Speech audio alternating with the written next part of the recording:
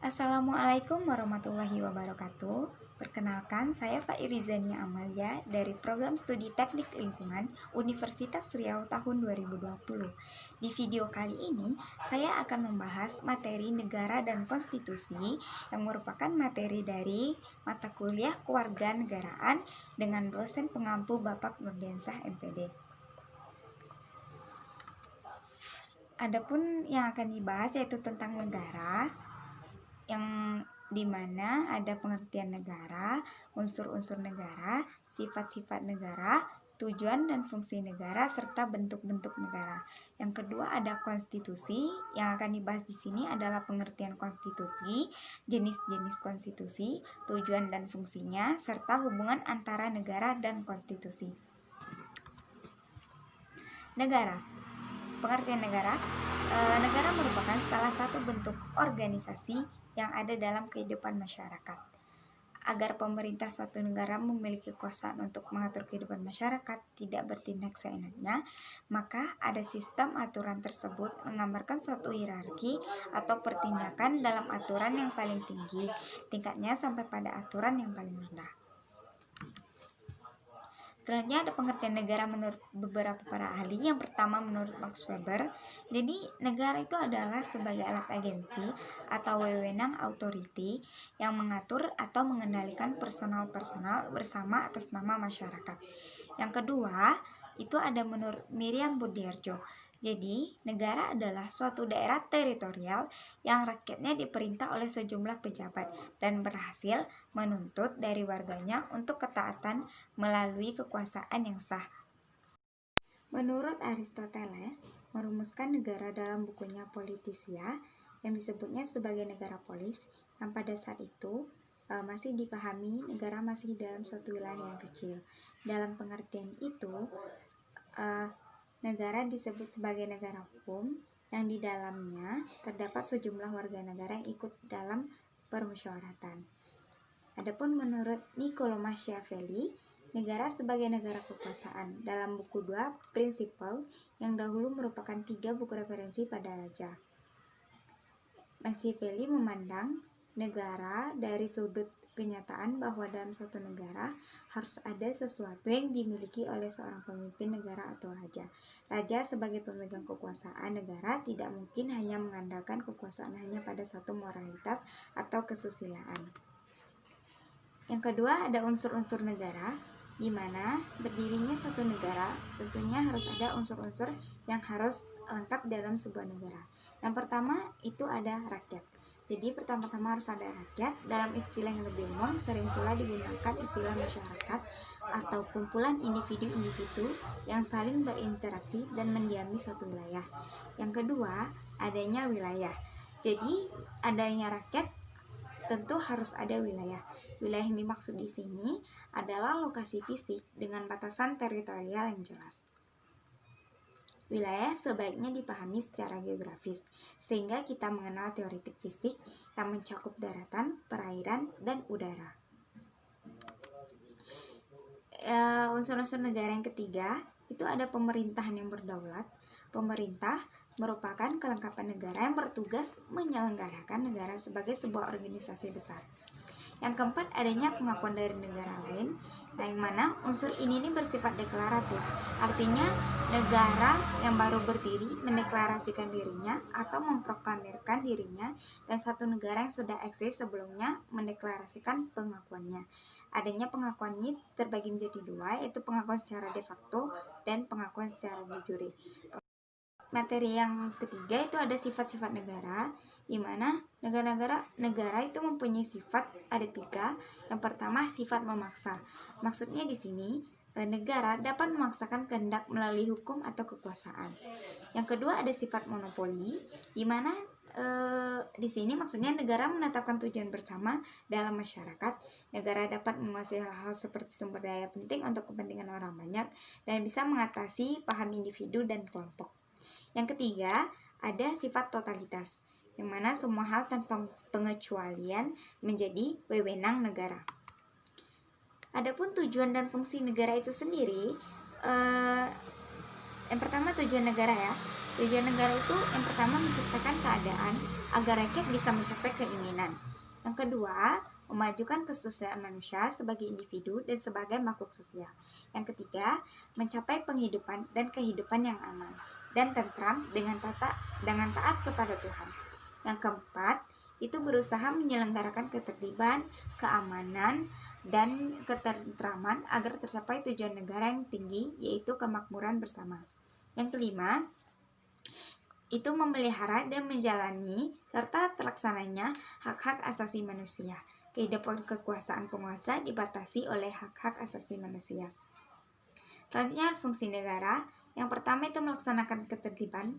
Maksudnya di sini itu untuk menciptakan suasana dan lingkungan yang kondusif dan damai, diperlukannya pemeliharaan ketertiban umum yang didukung dan dipenuhi oleh masyarakat.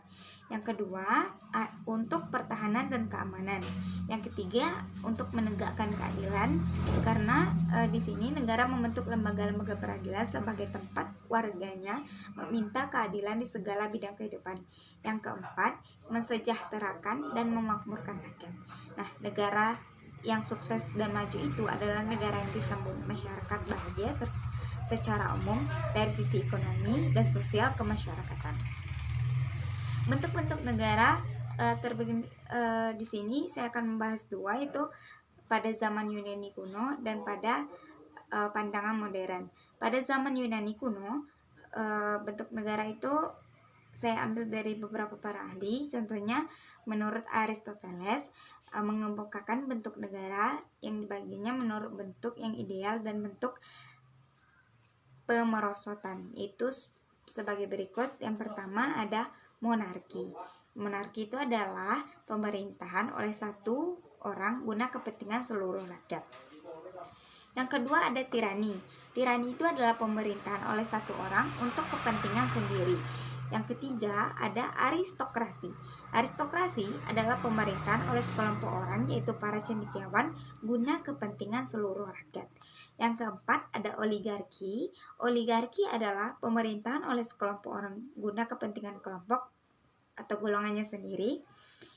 Yang kelima ada plutokrasi, di mana plutokrasi ini adalah pemerintahan oleh sekelompok orang kaya guna kepentingan orang-orang kaya.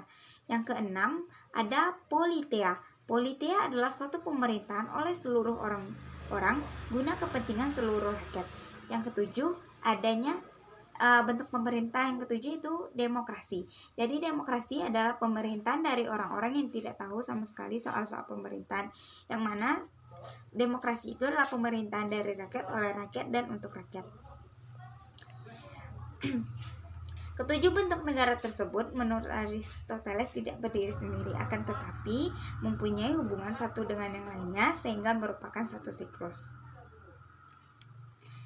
Yang kedua ada menurut Polybios.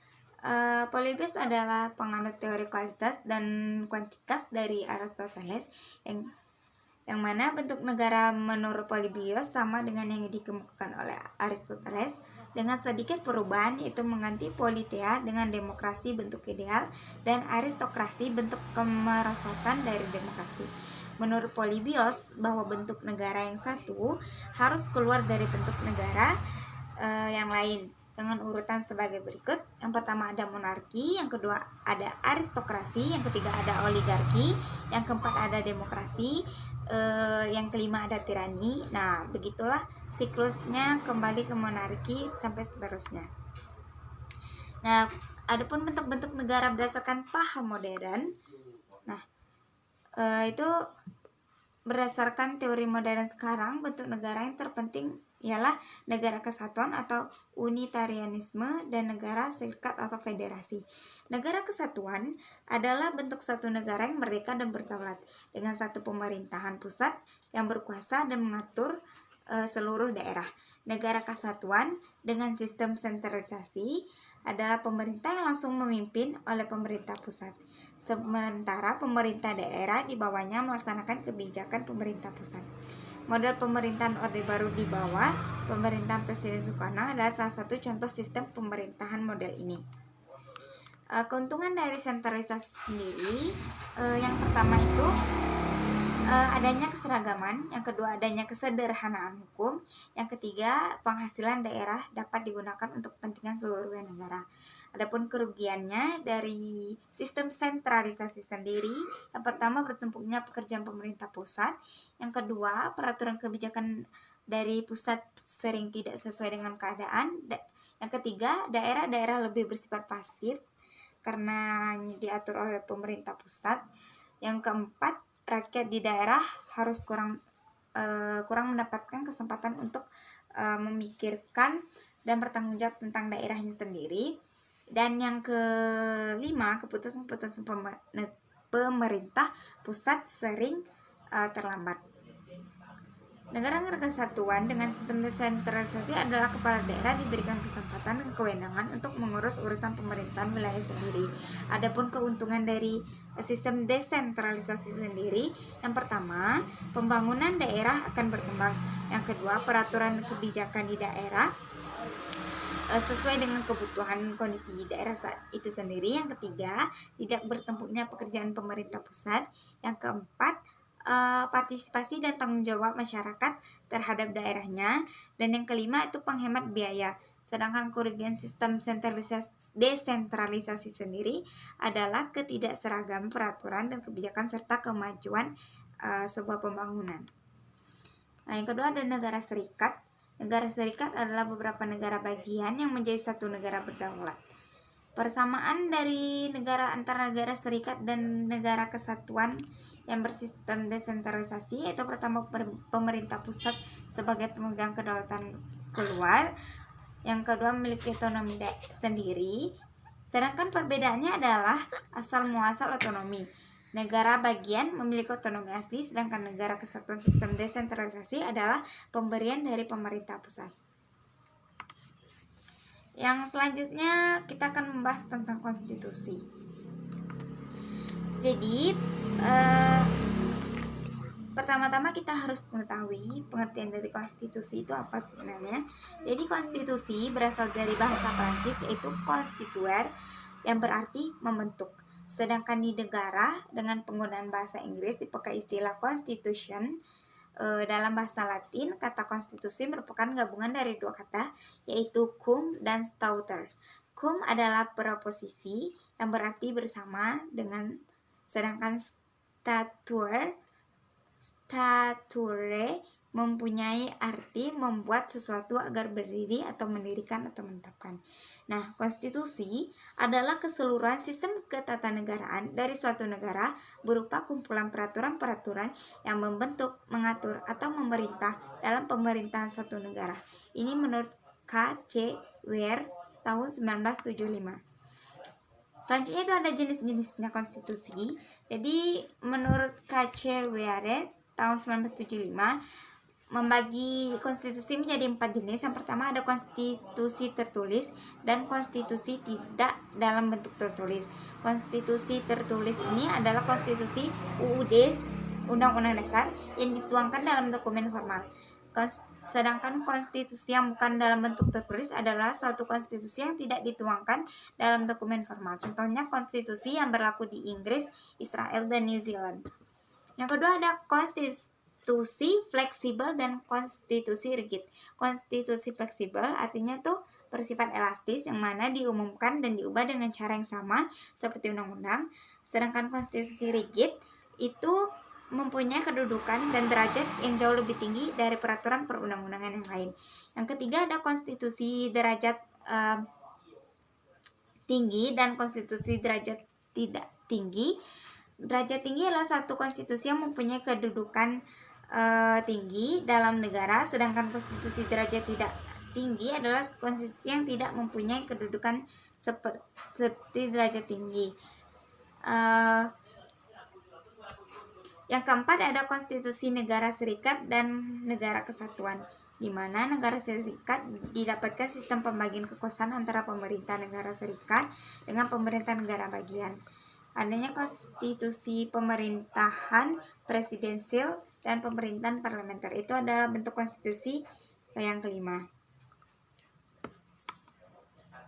Tujuan dan fungsi konstitusi sendiri dari terciptanya konstitusi ini bertujuan untuk mengatur jalannya kekuasaan dengan jalan membatasinya melalui aturan-aturan untuk menghindari terjadinya kesewenangan yang dilakukan penguasa terhadap rakyatnya, serta memberikan arahan kepada penguasa untuk mewujudkan tujuan negara. Adapun fungsi dari konstitusi secara umum, yang pertama itu membatasi kekuasaan pemerintah, yang kedua program kelahiran suatu negara, yang ketiga sebagai sumber hukum tertinggi, yang keempat sebagai alat membatasi kekuasaan, yang kelima sebagai identitas nasional dan lambang, yang keenam itu sebagai pelindung HAM dan kebebasan warga suatu negara. Nah, apa sih hubungan negara dengan konstitusi? Jadi hubungan negara dengan konstitusi itu sangat erat, karena dalam hal ini pemerintah tidak dapat melaksanakan kekuasaan tanpa konstitusi. Demikian sebaliknya, konstitusi tidak akan lahir tanpa adanya negara. Akan tetapi, kelahiran sebuah konstitusi adalah kehendak dari rakyat, sebab rakyatlah yang memiliki kedaulatan atas negara, itu berdasarkan negara yang menepis sistem demokrasi. Dalam pandangan K.C. Ware, konstitusi digambarkan sebagai sistem ketatanegaraan dari suatu negara dan kumpulan dari berbagai peraturan yang membentuk serta mengatur pemerintahan.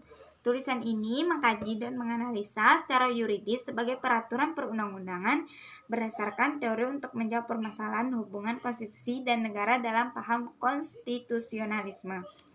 Demikianlah penjelasan tentang negara dan konstitusi. Semoga bermanfaat. Mohon maaf jika terdapat kesalahan dan kekurangan. Saya akhiri. Wassalamualaikum warahmatullahi wabarakatuh.